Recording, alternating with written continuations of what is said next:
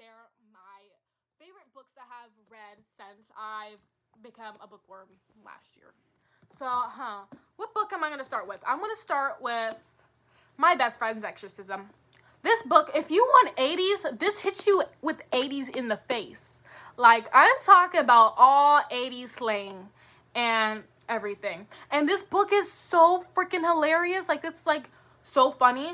And also has, like, some serious, like, underlining, like, double meaning, like, with the, like, exorcism. This is obviously has a lot of base towards The Exorcist, the 80s movie. And it's just so good. So basically there's like this main character. Her name's Abby, I think, and her friend Gretchen. They've known each other since childhood and everything, since like the early 80s. And then they grow up, go to high school, and then they decide to go on a little trip. And on this little trip with their friends, like at this lake house, they find this abandoned house. And, like, they go in and, like, some crazy stuff started happening. Abby runs out and Gretchen's still in there. Gretchen's still in this house. And then she goes back to get her and stuff. And just Gretchen is not the same anymore. Gretchen's acting weird. She's acting different. And she keeps saying weird stuff. Weird stuff's coming out of her mouth and everything. She's starting to stink really bad. She doesn't want to change her clothes. And just Abby's like, what is going on with you, Gretchen? And just like, she's getting all these zits and things. And so Abby's like wondering like what's wrong with her bestie and why she's being and acting so different and bad and stuff. This book, really good, really funny. There's some lines. It's really good. And yeah, just a really super 80s book. I've been saying super 80s, but like that's the word I would describe it. But also there's like this underlying meaning of like, I think, SA and like that big subject of it. And Grady, I see Grady doing that a lot in his books. Like this one. Okay, anyways. Like this one, The Southerner's Guide to Slaying Vampires. The Southerner's Guide to Slaying Vampires is basically these moms in the 90s, you know, and they have a book club, and, you know, they talk about books and stuff. And then suddenly there's this guy who moves into town who's a little weird, but, like, everyone starts to like him. But, and including main characters, you're like, oh, okay, like, yeah, your neighbor and whatever. But then suddenly people start going missing. People start disappearing and stuff. And, like, she's getting suspicious of him because he can't go out in the sun. And he also drives a car that looks like a kidnapper van, basically. And so she starts investigating this man. And then, like, everybody starts thinking she's crazy. Everybody gets on board and then starts thinking she's crazy again. And also this gross, gnarly description here. Like, it is, like, I had my skin crawling. This book is good. Okay. I'm glad I read it. But I'll have you be warned that there is some stuff in here, like, you know what I'm talking about. The spice level. I'm not a super spicy romance, but, like, it's not a romance at all. But, yeah, there's some inappropriateness in a little bit. Okay. But most of it's really not like that. So, what book should I do next? This book is so scrumptious. Alexis Henderson's House of Hunger. This was the book that was like, if I read anything after this, that I'm just going to be like it's just not going to hit the same as this book.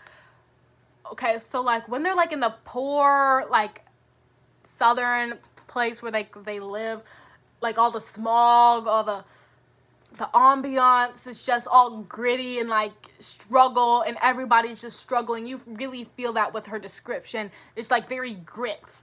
And then when you like, she goes to the House of Hunger, it's just like all extravagant, all polished, all refined and everything. And I'm just like, that switch in like the words and like the diction that she uses is just phenomenal. And not to mention that this is also a Black Sapphic novel. I don't see a lot of those.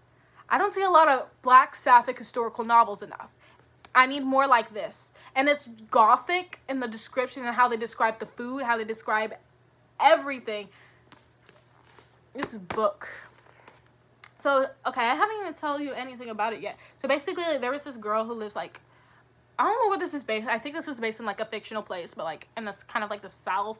And, like, the South is kind of, like, full of, like, people who struggle, people who, like, work gritty jobs and stuff and, like, don't have time and, like, long work hours. And, like, her family died. She only has her brother. And then, yeah, she has her brother. And basically, and then she sees, like, this thing about blood maids, like, in the newspaper. She's like, okay, like, that sounds good. Like, they live lavish lives, and they have blood maids of their own in the future. They can get really rich. And then everybody's like, no, don't be like that, okay? Don't be like one of those blood harlots. Like, don't do that. Like, that's literally no. And, like, she's like, okay, but I need to get this money. I'm about that paper. So she just goes, gets someone to drink her, or try some of her blood. And then just like, okay, you're good. You're going to house hunger. She fights with her brother. And something happens to him. She feels really guilty. And she goes on the train and she goes to the House of Hunger.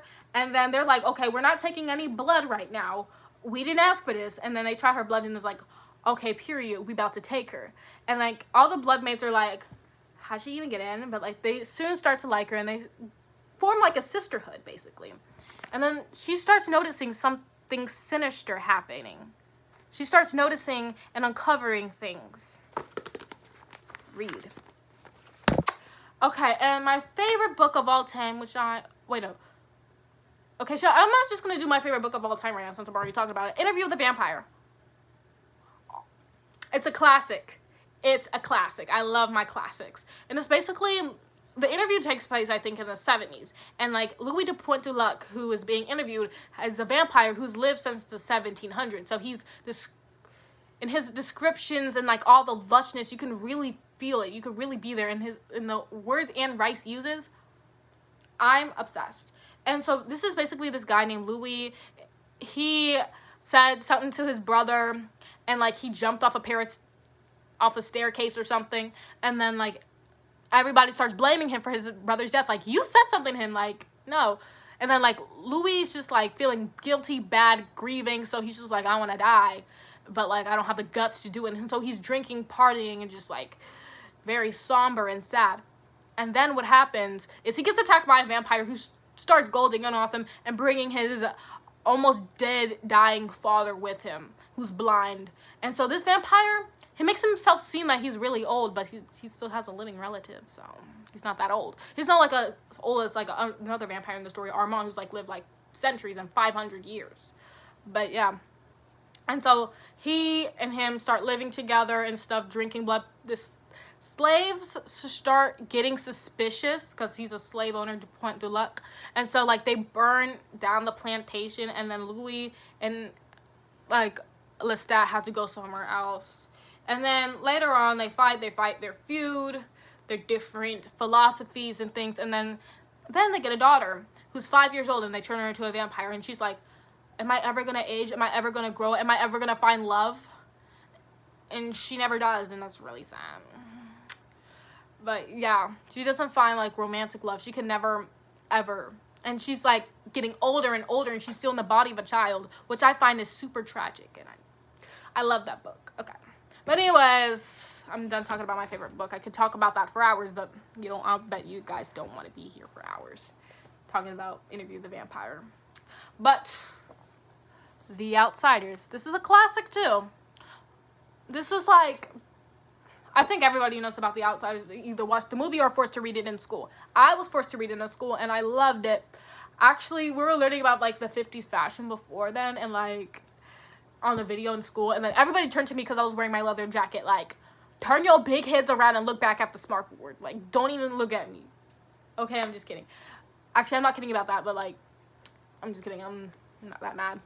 But anyways, The Outsiders is basically this book with, like, these poor kind of guys who are called greasers, and like these rich kids named called Socias, and like they don't like each other. They're gangs that like fight against each other, the rich versus the poor. And like this, like The Ponyboy's older brother decided, okay, I can't go to school anymore because I gotta provide for you since our parents are dead and everything. And yeah, Johnny, who's a friend who's like being like abused, and like Ponyboy hang out. He likes this girl and starts talking to her, but she's a Soch, and like the other Soches got mad and it's like, oh no, we about to do that. So then they get in a fight, and then something happens to where Ponyboy and Johnny have to flee. They have to run out. They have to leave at all costs, and they have to hide. And yeah, and it's just like a story basically about like friendship, brotherhood, fighting. My favorite line for this is definitely "Stay golden, Ponyboy." It's an iconic quote, and I think you should watch this. It's really good. And it gives like those 50s vibes and like that grungy grit vibe. So I love this book too. So that is it for all the books that I recommend. I hope to read more books in the future so I can do more videos like this, just yapping about the books I was reading. Did I tell you about the death of Jane Lawrence? I don't know. This is really good. So yeah.